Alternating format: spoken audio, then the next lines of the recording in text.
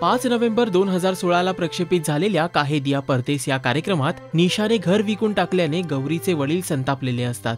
ते ठरवतात आज नचिकेतला ही गोष्ट सांगून टाकायची। तेव्हा गौरीची आई त्यांना शांत करते। नचिकेत सोबत गौरी घरी असताना काहीच बोलू नका अशी ती विनंती करते। शिव आणि गौरी घरी येतात, मात्र शिव गौरीला धीर देऊन सांगतो की वडिलांसमोर कोणतेच दुःख चेहऱ्यावर दाखवू नकोस। घरी येताच गौरीची आजी शिव आणि गौरीसाठी आवडीचं जेवण देऊन त्यांचं कौतुक करते। आज निशाच्या घरी जो काही प्रकार घडला याबाबत आपल्या बाबांना काहीच सांगू नकोस असं गौरी नचिकेतला सांगते। सर्वांचं जेवण झाल्यानंतर नचिकेत आणि त्याचे वडील गच्चीत भेटतात।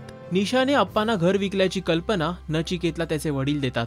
नचिकेत सांगतो निशा निर्दोष आहे, ती असं कृत्य करूच शकत नाही। तसंच तिच्यावर विनाकारण दोष आरोप करणं थांबवा, नाहीतर आम्ही तुमच्या विरुद्ध अब्रू नुकसानीचा खटला भरू। त्यावेळी क्षणासाठी त्याचे आई वडील स्तब्ध होऊन जातात।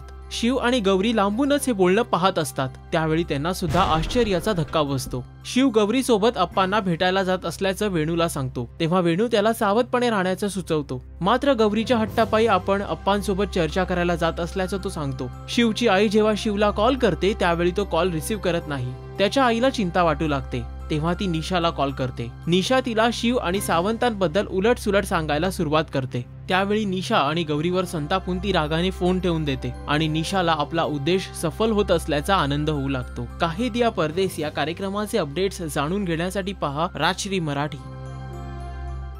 नमस्कार, मी डॉक्टर गिरीश ओक। सबस्क्राइब करा राजश्री मराठी।